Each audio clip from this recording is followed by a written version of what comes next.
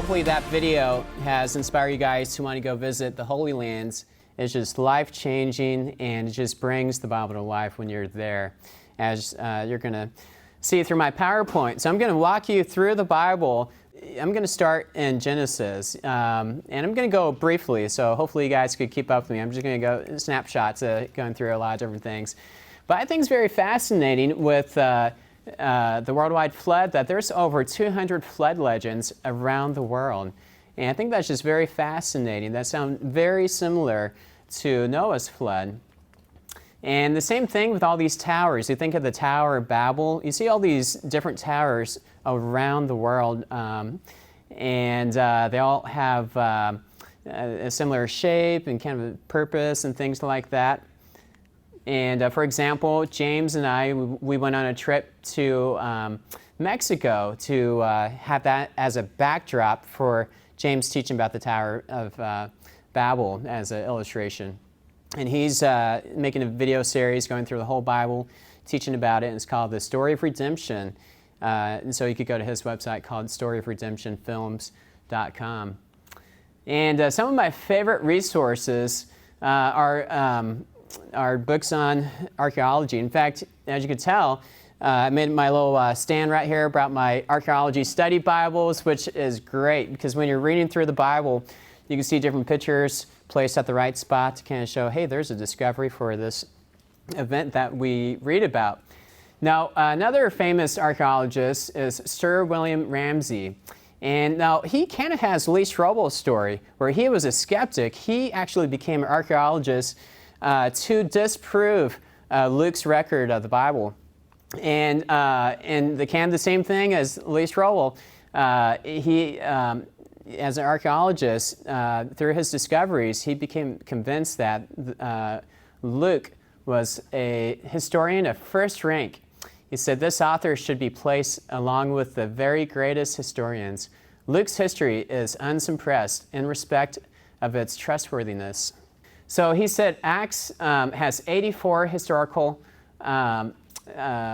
things found in the book of Acts, cities, names of people, things like that. And also in John, there's 59 historical confirmations of different cities, places, names, things like that. And here's a list just to show you the overwhelming evidence of different names and places. So we're going to go through this. So, well, let's jump in with Abraham and Isaac. Now, what's interesting, the story when Abraham obeyed God and God said to kill your only son, and he was going to obey God, but an angel stopped him. Well, that actually happened where the Dome of the Rock is built today in Jerusalem. And so they, a lot of people think that's the mountain, and then they even say the very rock inside the Dome of the Rock. But on that hill, that's the location where archaeologists think that happened. Now, to continue with the story of Abraham, he is buried in Hebron, and also there's the tombs of Abraham, Isaac, Jacob. Abraham's wife, Sarah, Rebecca, and Leah are buried in this location. King Herod built this building on top of the cave over the tombs to mark this location.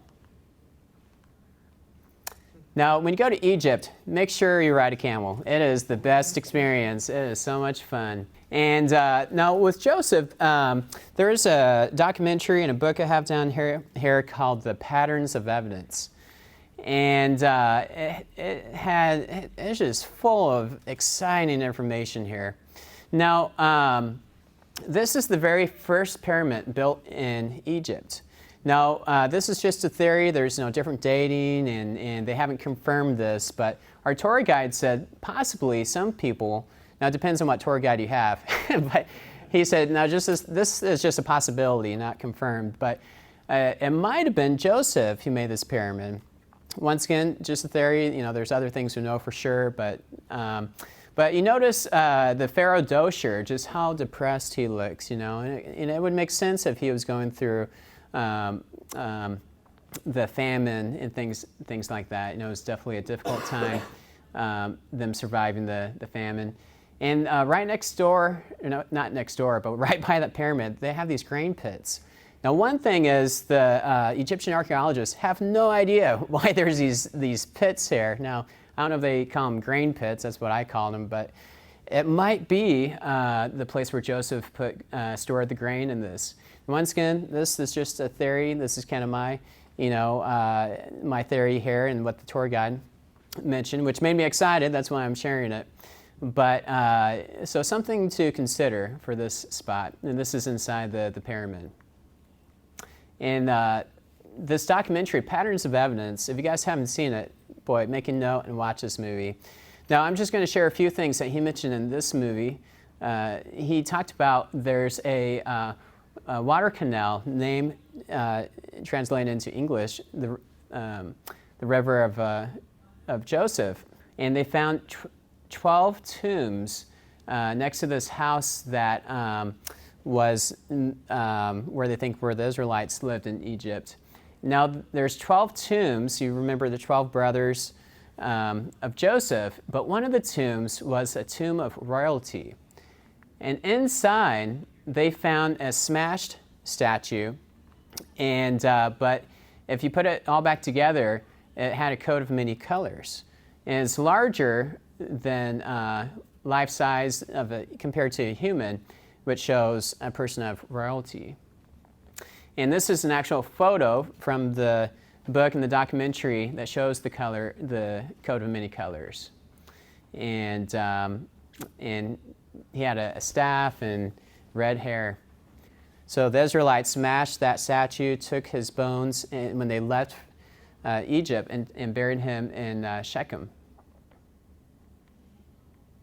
Let's move on to the Exodus. Now, if the early dating is right, then these would be the pharaohs of the Exodus there. The first pharaoh would be Moses I, and he's the father of Hatshepsut. And my slides got a little mixed up, but they actually found skeletons of Israelite slaves and of graves of baby boys. Now, Moses was the father of Hatshepsut. So in Egypt asked, how do you pronounce this name? And they said, well, just say hot chicken soup. And so that was an easy way to remember that. So Hatshepsut, some people think she might be the person who drew Moses out of the water. And once again, this is just kind of a theory. And there was a time when she actually became Pharaoh for a short time. And this is a building that she constructed. And right next to the right is the Valley of the Kings, where all the pharaohs were buried. So Hatshepsut married Thutmose II. Thutmose II was the pharaoh of the oppression. So he was the pharaoh that wanted to kill Moses when he fled to Midian. And then Hatshepsut ruled for a short time until Thutmose III grew up. Now, that first pharaoh I mentioned, I forgot to mention Thutmose I. He was the pharaoh that gave the order to kill the baby boys of the Israelites. Now, if you went with the early dating of the Exodus at 1446, this is the pharaoh that ruled during this time frame, and his name is Thutmose III. Now, he ruled until 1450s, when all his campaigns stopped. And just look at the face of this pharaoh. Now, this pharaoh, he might be the pharaoh of the Exodus, but let's read his resume. He is one of the greatest pharaohs in history. He was known as the Napoleon of Egypt, and he fought 17 military campaigns, which stopped around 1450. He was really into magic, too. He wrote the Book of the Dead. And I'm going to show you his tomb and coffin with some engravings. And he had an inscription of a staff that looked like it was turned into a snake, but once again, it depends how you look at it, and that's just kind of my viewpoint. And so there's an Egyptian archaeologist that studied the body inside, and it wasn't his body. It was a younger person who was in their 20s when he should have been closer to Moses' age of around 80. And so there's the tomb inside the Valley of the Kings, and there's a snake, looks like possibly a staff, but, that might be me looking into it there. And this is another, all the inscriptions inside the tomb. So with the early dating, how people do the math there is they take 1 Kings 6:1, and which mentions the 4th year of Solomon, and that would be about 480 years after the Exodus. Solomon reigned about 966 BC, which places the Exodus at 1446. So it's around the same time, give or take. And so he would have been one of the pharaohs, or he would be the pharaoh during that time. His firstborn son died. Sure. That's a good question. Thanks for asking that. So why I mentioned that of in his tomb they found a body, but wasn't at the correct age of this pharaoh. To me, I think that kind of says, he could have died or not died, but maybe they're trying to cover up if he did drown in the Red Sea. And so they put a replacement to show that Pharaoh hasn't died, possibly there. He should have been older. So that's why I put that. Yeah, the body might have been lost in the when the Israelites crossed the Red Sea. Possibly the Pharaoh could have been with his army and killed. So that would make sense too. Yeah. So it's just strange they have a person not to the right age there. Yeah. But good question, and we'll move on here. So Tutmosis III, his firstborn son, died, and then Amenhotep was the next pharaoh in line. Now some people think he could have been the pharaoh because the dating is so close, and his firstborn son also died, which is one of the plagues. Now this would have been the second-born son that died, Tutmosis IV, and he was buried, or not buried, sorry. There is a inscription beneath the Sphinx here that, and you could go to Egypt and read this, and it basically made an excuse why the second-born son became pharaoh instead of the first-born son, and it had this story, this kind of poetry thing. And you could read this in Egypt. When he heard a voice telling him to clear the sand from between the legs, and the Sphinx would see to it that he, rather than the firstborn, would be the next pharaoh. So it's kind of making up an excuse why Tutmosis IV became the next pharaoh versus the firstborn. So that's pretty interesting there. Now the next pharaoh after that is Amenhotep, who changed his name to Akhenaten. And he changed his name because he changed his religion. What's interesting is he used to believe in many gods, and all of a sudden he believed in one God. Now that's very fascinating. If the early dating is correct, that kind of makes sense. If the Israelites left Egypt and Egypt was just destroyed by all the plagues and all the slaves leaving. But either way, it's very interesting. He was married to the queen Nefertiti, and so he actually wrote 17 verses that sounds very similar to Psalms 104. Now, there's an Egyptian document that's outside the Bible that describes the 10 plagues. It's written from a different perspective, but sounds very similar to the 10 plagues. And for time's sake, I'm going to move on here, but this is something you should look up. Now, this is a picture I took at the Nile River. This is the river that they would have thrown the baby boys into, the river that turned into blood. So it's neat seeing that. And then now we're going to talk about the Red Sea. So here I'm staying at the Red Sea. There's about 3 possible crossing sites because it's very rocky. And so there's only about 3 places that has a sandy beach or an area wide enough so for that many Israelites. And so James and I, we got to visit 2 out of the 3 possible places the Israelites could have crossed. And so I was filming James teaching about the Exodus at this location. And so this is the route that I think there's a lot of different theories of which way they went. But this is the route I think they went. I think they went through a beach called Nueva. I know if you search on YouTube and stuff, there's some old footage and actually some recent footage of coral that looks like it looks like a shape of chariot wheels, but it just hasn't been confirmed. I mean, there's footage you could watch online and documentaries showing it, but there's nothing like, say, in a museum that they could date and test. That would be my dream, for them to find it and pull it up. But that actually, where you see these videos of people diving and saying this coral looks like chariot wheels, it's at that beach called Nueva. Yeah, I haven't heard about that.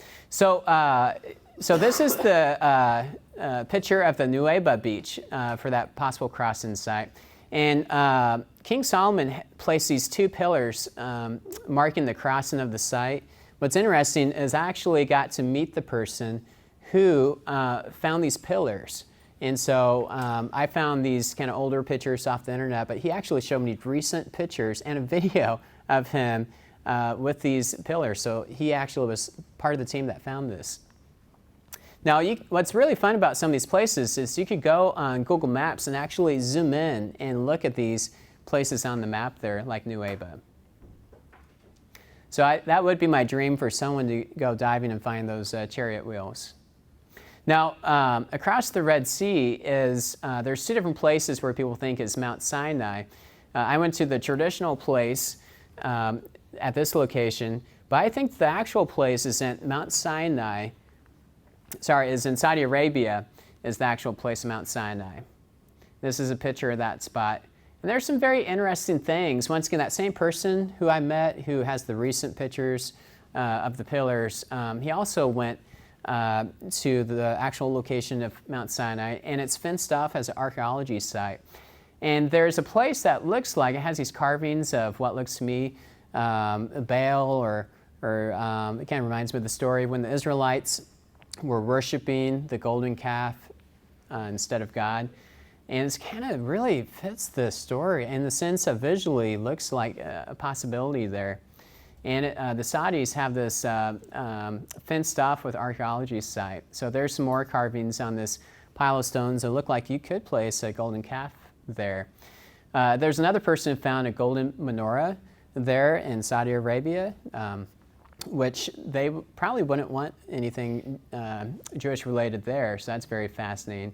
There's a lot of different structures, which looks like they could do, for the Israelites to do animal sacrifices around the mountain.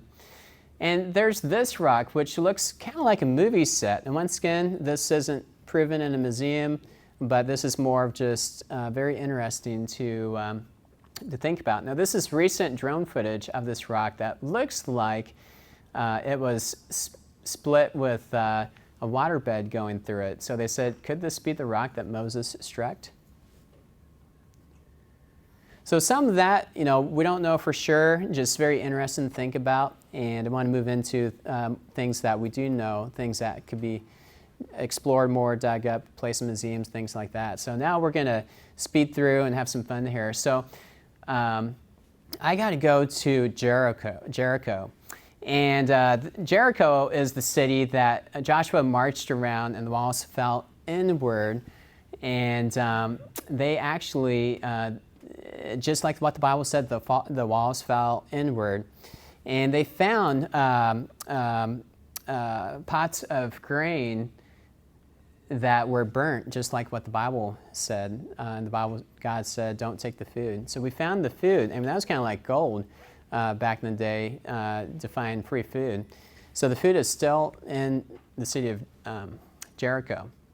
One section of the wall is still standing, which kind of reminds me, the Bible says that God protected Rahab because she protected the Israelite spies.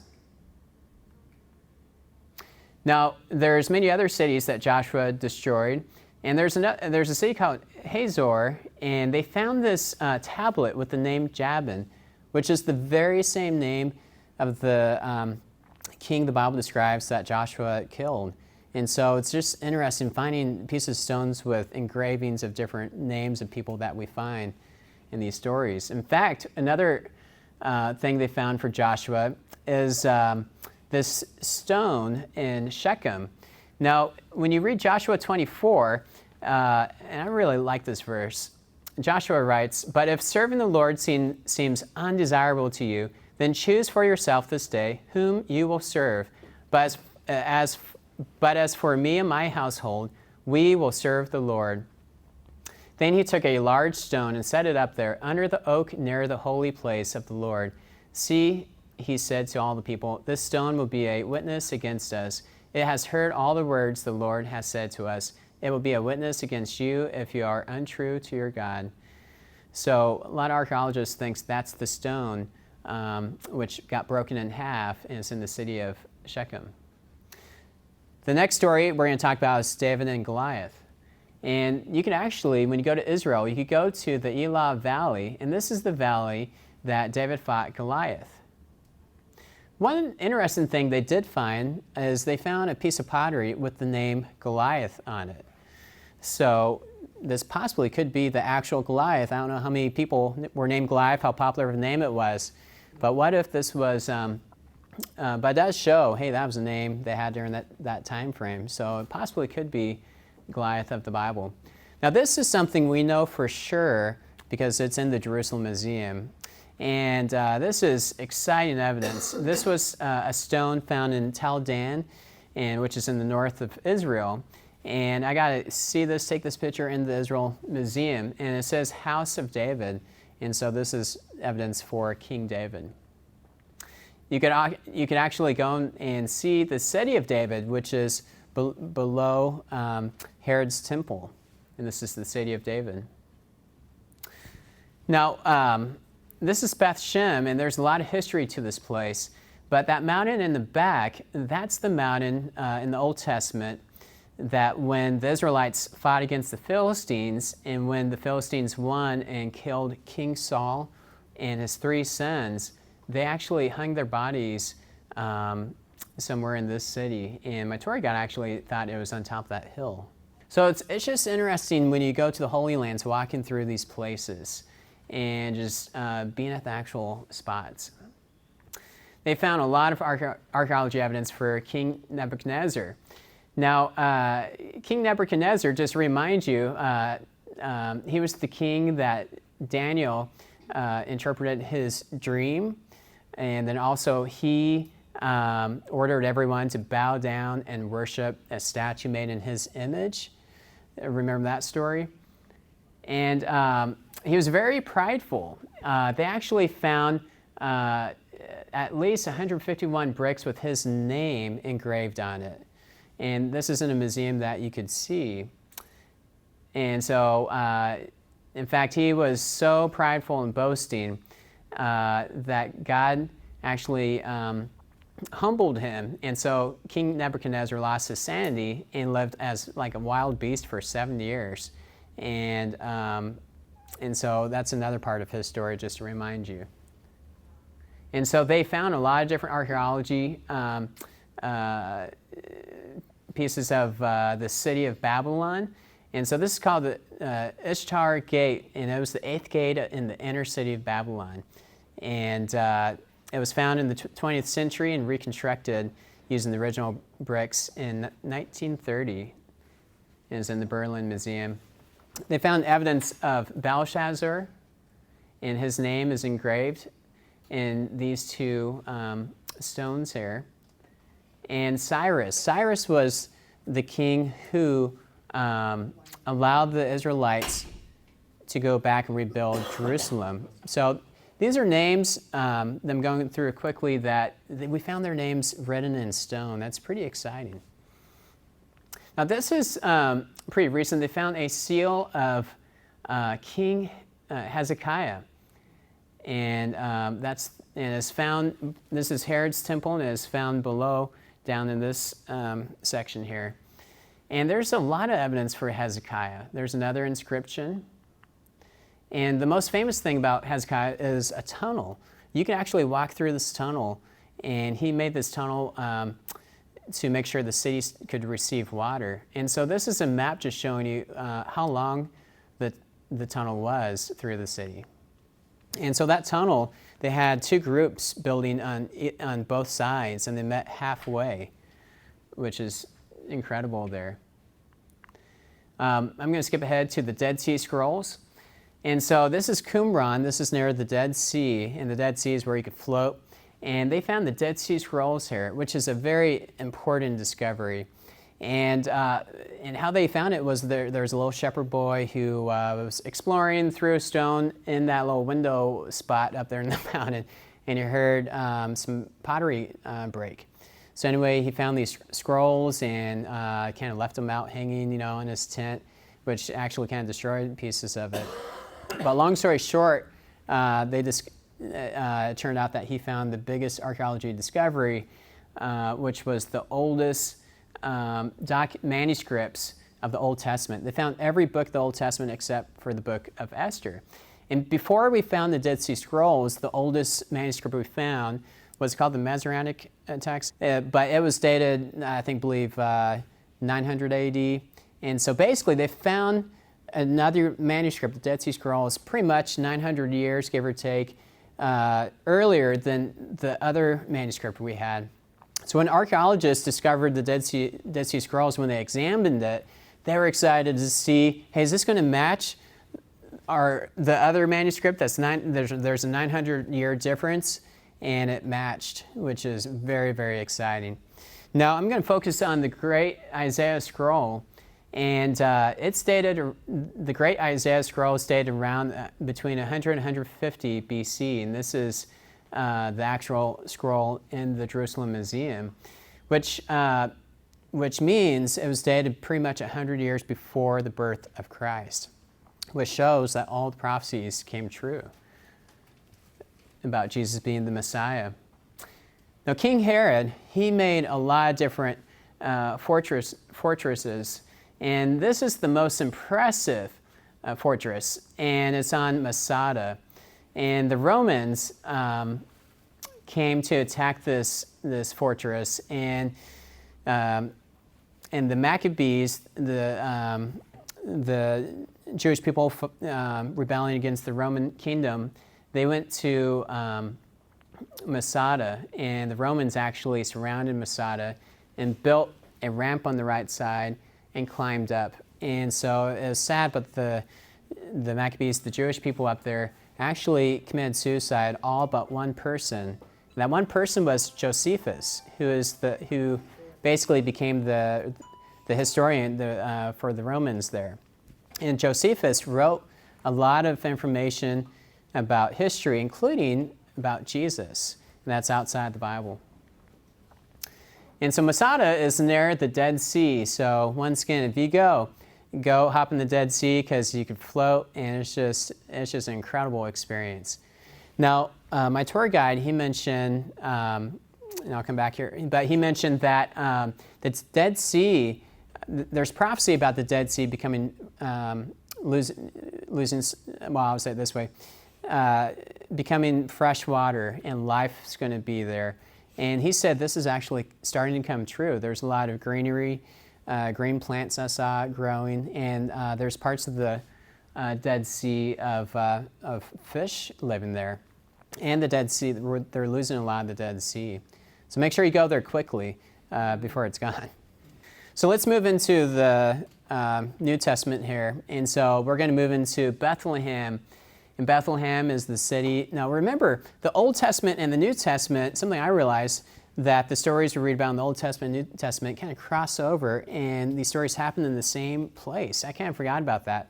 Some reason I just kind of separated the stories, and thinking King David lived in another spot. No, but David, he lived in Bethlehem, and then Jesus was born in Bethlehem. And this is a drone shot flying over Bethlehem.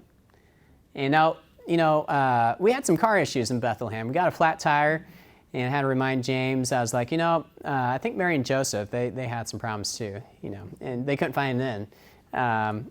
And so we had some problems in Bethlehem. This is the Church of the Nativity.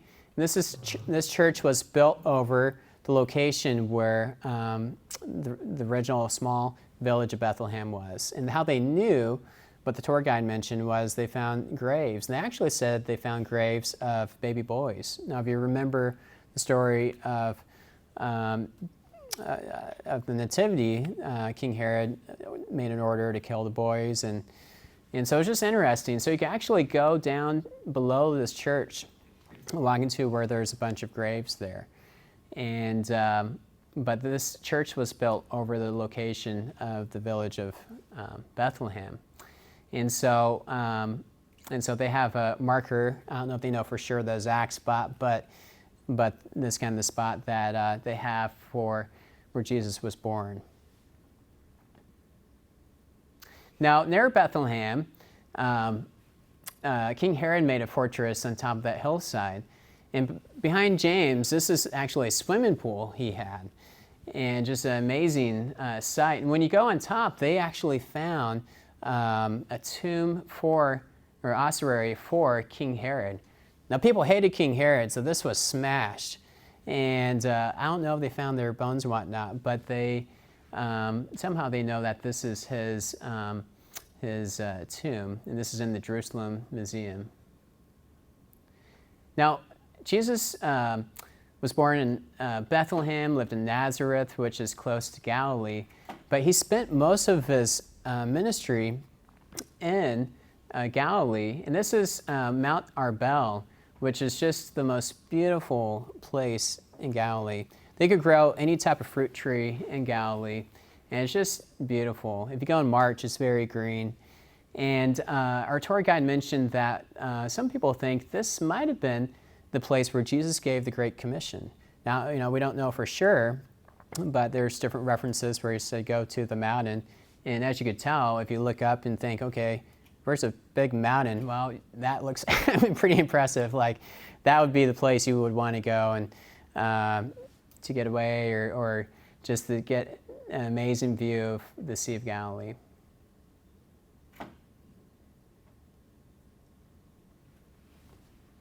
Now, this is a church built where they think Jesus might have given the Beatitudes.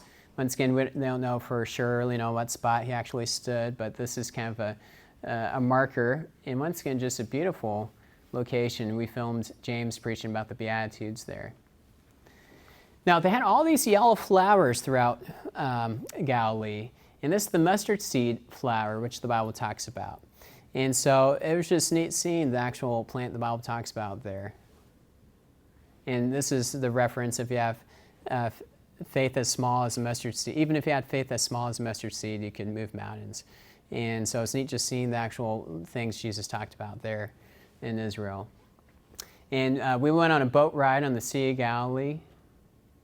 And they actually found an ancient boat in Galilee dated to the 1st century.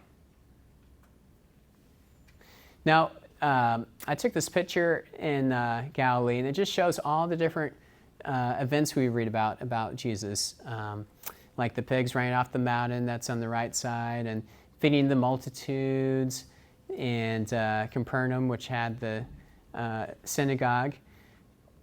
And below this synagogue is even an older synagogue dated to the time of Jesus. And they believe that Peter, that his house is here. And not the spaceship-looking thing, but underneath, that's a recent building over the home of Peter. So you could go in there and look down. And so this is kind of a close-up of what people think is Peter's home.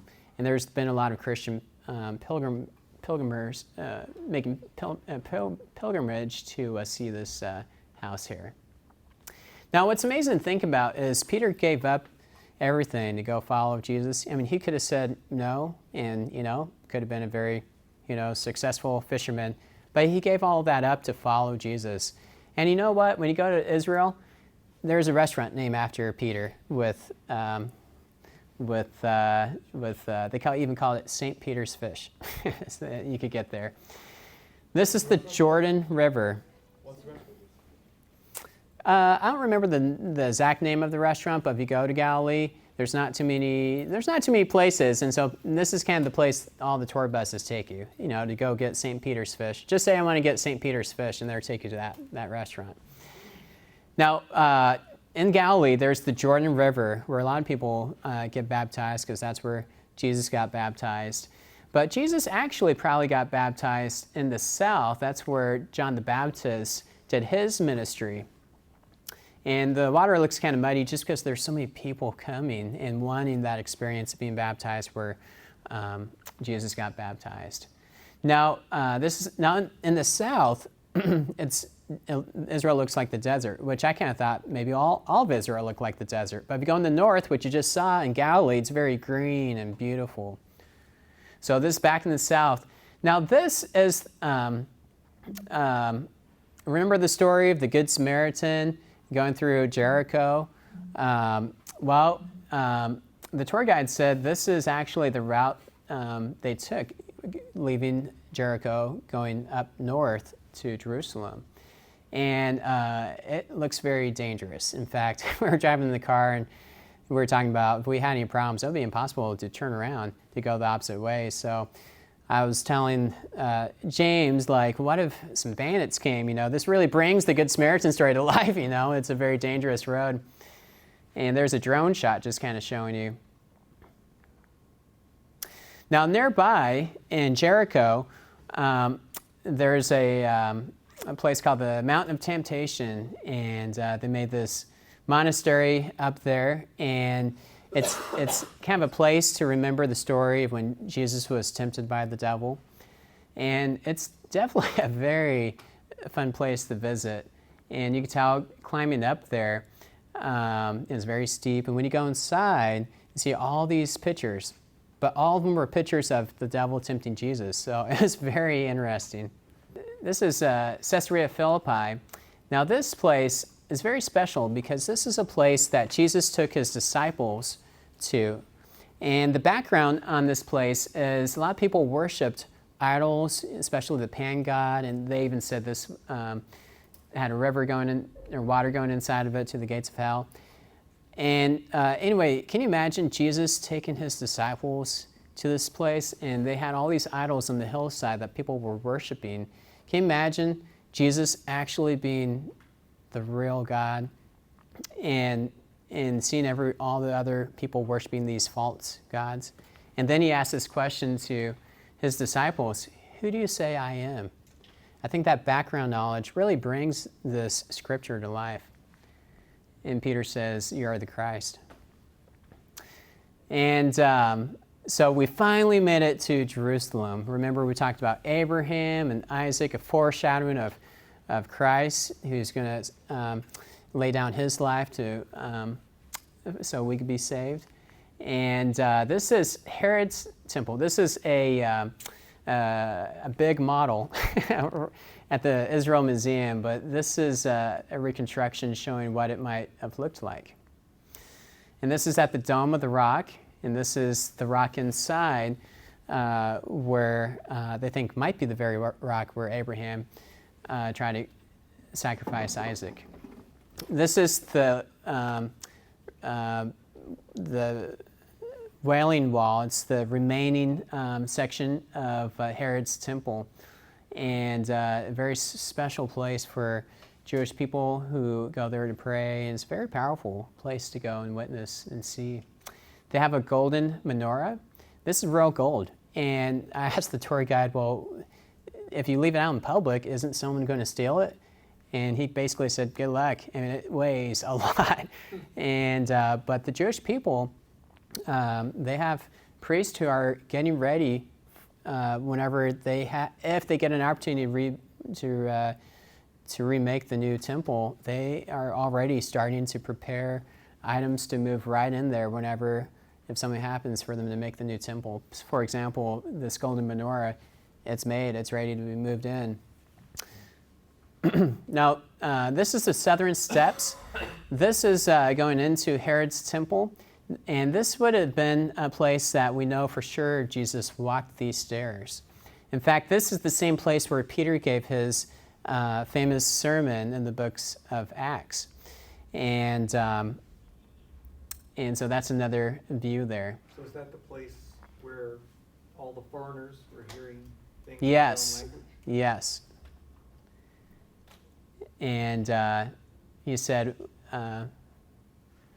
so yeah, and now let's move on to some other locations here. So Jesus heals a blind man at the pool of Siloam, and they actually found the pool of Siloam, which is in the book of John there mentioned. They found the pool of Bethsaida, where Jesus healed the paralyzed man. Bethesda or Bethsaida? Byron, how do you pronounce it? Fact check. I'm not sure if that's the Bethsaida story or not. Look it up in the scripture. Bethsaida, yeah. It's spelled Bethsaida when you pronounce it literally. I'm not the best at pronouncing, so thank you for all three of you here. Let's move on to Bethany. Bethany, they actually have Lazarus' tomb, and so I got to go inside that tomb. Now, Lazarus was the person who died, and Jesus rose him back to life. And then they built a church over at the Last Supper location. Now, this is during the time of the Crusaders that built this on top of the place where they think Jesus had the Last Supper with his disciples. So it's actually not this building, but this building is built on top. That's the Mount of Olives, where Jesus was praying. And can you imagine at night and seeing Judas coming up the hill with a torch and coming towards you? And then Caiaphas' house is across the valley.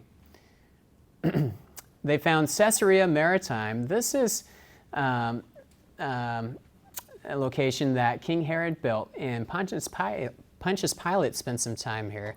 In fact, they found an inscription with his name on it, which is in the Jerusalem Museum. The first picture was a reconstruction. This is the actual stone with the inscription there.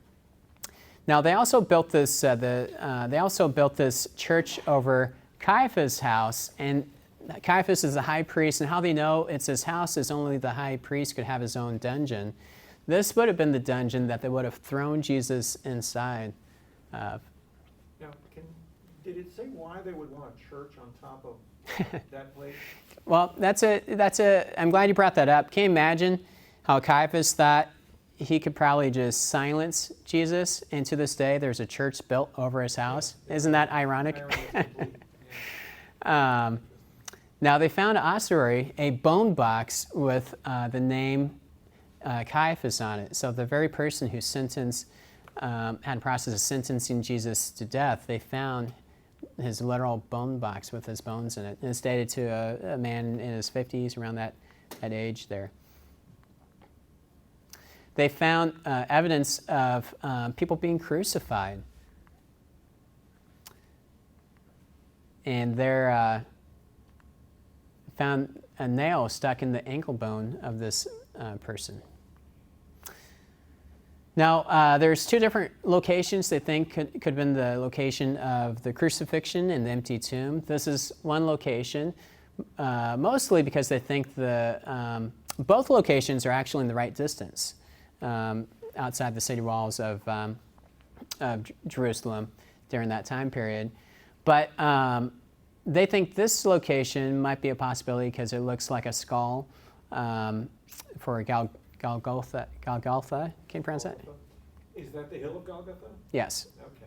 Well, for the first location, they think. Which this is the tomb next to that location, but it's not dated to the right time, though. It looks pretty, but it's not dated to the right time. But a tomb would look similar to this. Now, most archaeologists think the actual tomb of Jesus is at this location where they built the church on top of the tomb. It's called the Church of the Holy Sepulchre. This, you can walk through the doors there, and they built this over the actual tomb. And this was in the news recently in the past couple years where they've been doing renovations on it. Yes, they have. I've been to Israel twice. And so the first time they had it all blocked off, and the second time they didn't. So it was fun just having a better view. And it was in the news where they took off the first layer stone, and they haven't seen what was underneath that for 200 years or something like that. That was in the news recently. National Geographic. So the tomb, when Jesus was buried, would look something like this outside the city walls. Now, after the resurrection, the Roman emperors wanted to erase Christianity, and they thought they could do that by building pagan temples over the Christian sites, thinking they could kind of silence Christianity. But by doing this, they actually marked the exact spot, where these events in Christianity happened. For example, the empty tomb. So Crusaders came back and built the Church of the Holy Sepulchre and put that over the tomb. And now this is what it looks like when you go inside. They have different paintings, and this is over the spot where you would have laid. Now I have a quick slides of the Shroud of Turin. They actually have a museum in Jerusalem. Now the actual shroud is in Italy, but they made this casting of what the body would have looked like inside from the cloth. Now what's interesting is there's a spare wound on the side, which matches the story there. And there's a lot of very interesting things. There's a spare wound, the nail marks in the hands and feet. Notice it's in the hand and not the wrist, because the wrist would rip. And anyway, it's a museum. They have a lot of very interesting facts and things. I just thought it was neat seeing this statue of what the body would have looked like from the shroud. And real quick about the shroud is the first time they dated the shroud, they dated the wrong piece. They dated a piece that was a repairment that they added to it. And so later on, they dated the authentic original piece of the cloth, and it actually was dated to the right time. So the first time when they dated the wrong piece of the cloth, a piece that was added onto it to repair it, was dated to the wrong time period. But the second time they dated it is actually to the correct time period. And these are things I just read in the museum, which was very fascinating. Like they found pollen from Jerusalem in the shroud. And then the thorn of crowns was thorns from Jerusalem. So there's a lot of interesting things to study on this, and they haven't confirmed this for sure. They actually did find human blood in the shroud, and the person went through extreme pain they could tell through the blood there by the color the blood turned into. One thing they confirmed for 100% is they have no idea what left the image on the shroud. That's the one thing they did confirm as far as if someone made an imposter on this. But for now, I'll kind of move on and move to the next. Whose body was that? The copy? Well, actually of Jesus. And now Jesus resurrected. This is just the image that was left on the shroud. The Shroud of Turin, they found this shroud, and it's been a mystery for a long time, and it looks like an image of a person. So the thing might be the image of Christ himself. But once again, we don't know for sure, but there's a lot of different opinions on it. I thought this museum had a lot of good evidence showing that it's authentic, though. Yeah, in case you couldn't hear, I'm just going to repeat that. So, the shroud is a negative image of that couldn't have been invented back in the Middle Ages or anything like that. In fact, scientists today have no idea how that image was left. It's a negative image, which would be impossible for someone to even create. Even with today's technology, they have no idea how to create that image. So it's just very, very fascinating that there's a negative image left on this shroud, which I think is, it could make sense. It could have been the power of the resurrection when Jesus came back to life after dying on the cross. Something to think about, and I definitely encourage you to go look into it there. Now they found the Nazarene inscription, which is very exciting. They found this in Nazareth, and it basically was a Roman law saying that if you steal a dead body out of a grave, that you would be punished. In fact, you would be punished by death. And so this is very, very fascinating. Now, why would they make up some rule like this? I think, well, it kind of fits the Jesus story. Hey, if Jesus disappeared and there's a lot of people claiming he's God, they might have made a rule, and they actually put it in the town Jesus grew up in. Now, they made a couple different churches over the Ascension. They made 2 of them, so, I don't know if we know the exact footprints, but we know it was the Mount of Olives, and Jesus is going to come back the same way that he left. In fact, the Muslims think they could stop Jesus by filling in the doors to the gate of Jerusalem there. Now, when Jesus comes back, I don't think that a gate's going to stop him, from entering Jerusalem, but I guess they have a game plan, but Jesus, of course, is all-powerful if he could come back from the dead. Now, this is the house of Simon the tanner. This is where Peter had the vision of the animals and preaching to the Gentiles. And this is a drone shot in Ethiopia, and we did a video of James preaching about the Ethiopian eunuch, and this was we filmed at these churches carved from one piece of rock, and the Ethiopians would call this the New Jerusalem, and it's built by King Lalibela. And it is because the people in Ethiopia, it was a very far distance for them to travel all the way to Jerusalem, so that's why they built these churches in Ethiopia where they could worship God. And inside, they dress in a very Jewish tradition and have these paintings of Jesus. It is a very, very interesting place to go to. So would they be like Jewish believers in Christ? Yes, like Messianic Jews. Like Yes, yeah. Pretty similar to it, I think. I understand there's a big Jewish population there and always has been. Yes, and there's actually a lot of Christian history in Ethiopia and in Africa too, which I encourage you guys to look into.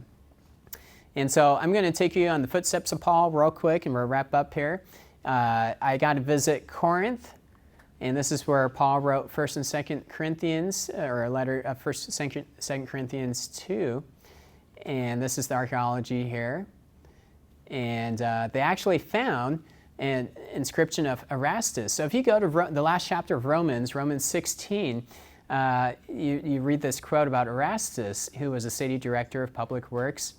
And Paul wanted to write his greetings to him. So it's neat. You could read a name in the Bible and see it in stone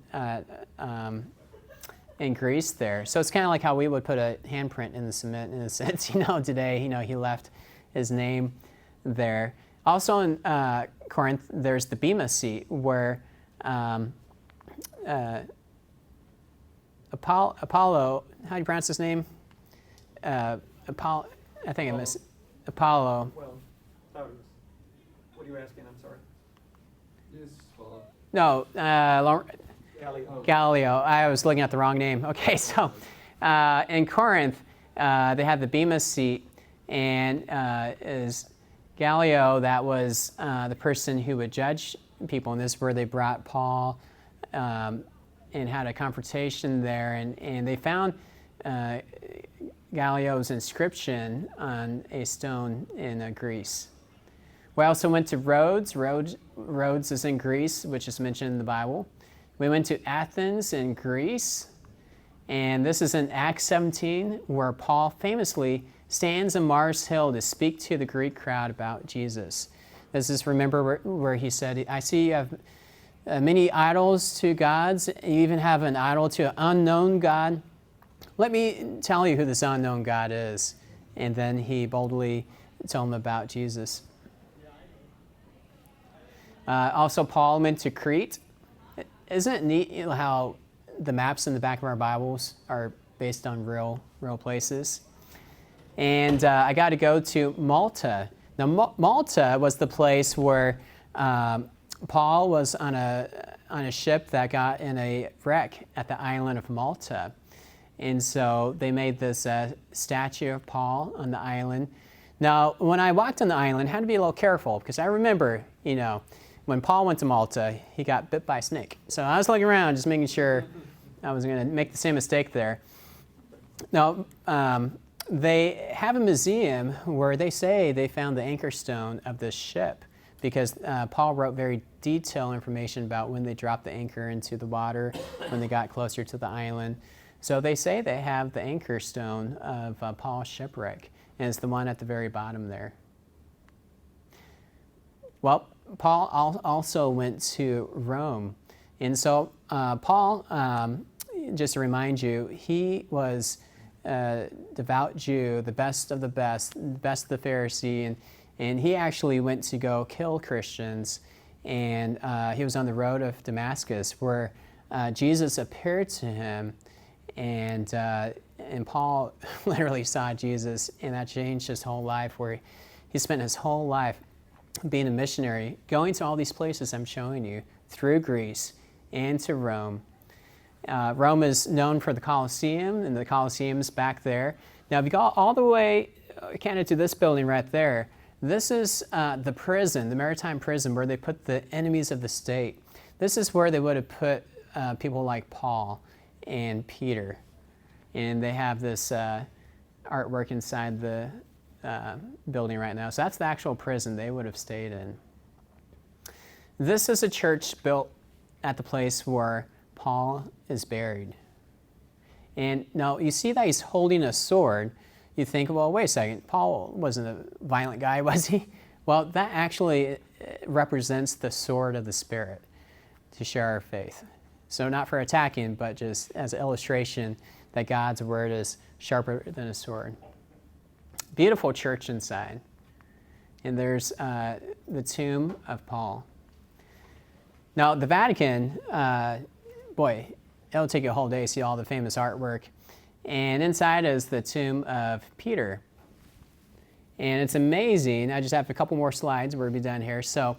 But it's amazing how Jesus said, on this rock I'll build my church. Now, what are the odds the biggest church in the world is built over the tomb of Peter?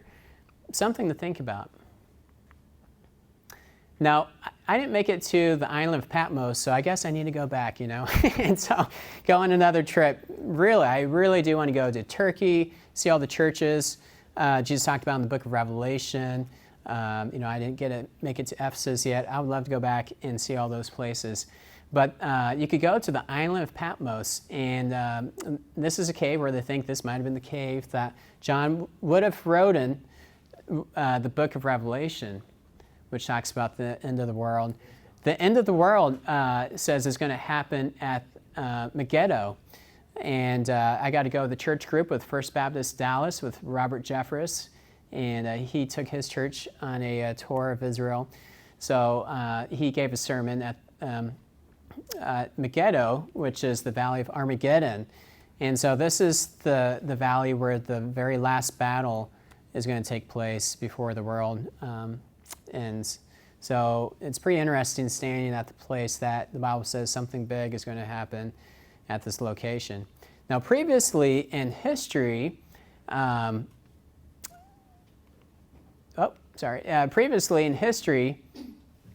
King Solomon built his stables at this location at Megiddo. And before that, remember the long spiel I had about the pharaohs? Well, Tutmosis III, he went on 17 military campaigns. One of them was at this place. Something interesting to think about. And then we know at the end of time that Jesus is going to come back.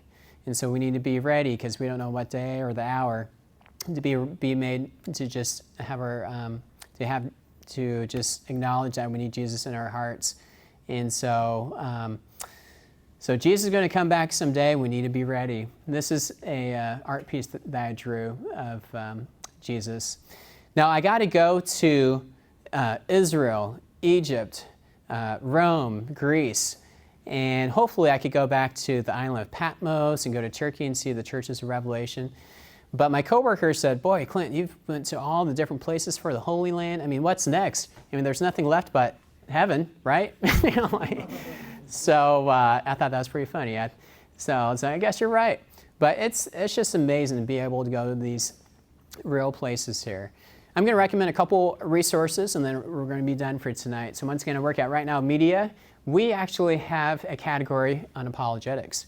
So you could go and watch videos with Sean McDowell and J. Warner Wallace, and the Patterns of Evidence, which has a lot of information about what I talked about today, about evidence for the Exodus and Joseph. So that's an excellent documentary. We also got all the animations with that Reasonable Faith produced. So you can watch that on that site. And the video in the beginning, that was with Francis Chan for the Gospel of Mark, filmed in Israel, so you can watch it on Right Now Media. Do you have to have a subscription to be able to view the videos? So for Right Now Media, they have churches to pay for a subscription, and then all the church members get free access. So there's a pretty high chance that a lot of churches have access to this, so you might check with your church and see if they have access to Right Now Media. So they do it through the church. But check your church's website. If they don't have it, tell them to check it out and to have the church subscribe. There's tons of videos, tons of a lot of good resources on there, including these videos I made with J. Warner Wallace, some short training videos. Once again, you can share your testimony in a Bible study. And then this is James Nord's website, the storyofredemptionfilms.com, where we did a teaching through the whole Bible at the different locations that you saw through this PowerPoint. How do you spell his last name? Nord at the top. Nord at the top there. And then I highly encourage you guys to go on a trip to Israel. And a lot of church groups go to Israel. And I recommend my tour guide, Tim Brimley. He takes small groups of people, like small church groups, and he has the best prices. He usually is about half price compared to other churches, because he usually takes small groups of 12 or 14 people. So this is his contact information. Highly recommend him. He used to be a missionary and a professor at a Christian school, and he was a missionary in Turkey, and he actually went searching for Noah's Ark with the Institute of Creation Research. So this guy is like a walking history book. So I recommend to take a picture, get his information. I'm going to post this video on YouTube so you can look it up later. But he organizes groups to Israel, and he's like a walking history book. I would just, ask him all these questions about history. But I was like, wow, this is a guy who went searching for Noah's Ark in Turkey. That's a guy I wanted to take me to Israel. So definitely want to recommend Tim Brimley. And he's the person with kind of the Hawaii shirt and the goatee on. And just a couple more. Well, that means he's wise. Yeah. And I'll just say a couple videos we're done in a second here. Drive Through History is a great video series going through the Holy Lands. I made some videos for Sean McDowell on his YouTube channel answering hard questions about the Bible. He's the editor of the Apologetics Study Bible. Made some videos for Frank Turek, Dr. Jason Lyle, and then you probably know Steve Lee. If you go to apologeticsquickguide.com, we made a 4-part video series given the case for Christianity. Does God exist? Is the Bible true? Did Jesus claim to be God? And the case for the resurrection. So this is a free resource that you can download on your phone, share with friends, and watch. I recently got subtitles in Chinese and Spanish, so you can share with people who speak a different language. And it has quick notes underneath, or a quick guide underneath the video, so you have notes to go along with the video. So it's a great resource. And then the more advanced websites, provethebible.com, it has the same videos with Steve Lee on the front homepage, but all the titles on top is basically a short video with different apologists answering different questions, like maybe these hard, difficult topics. So recommend this website too, provethebible.com. And that's a wrap, guys. Appreciate you staying low over the time and listening to my presentation. If you have any questions, I'll be here after class. And thank you.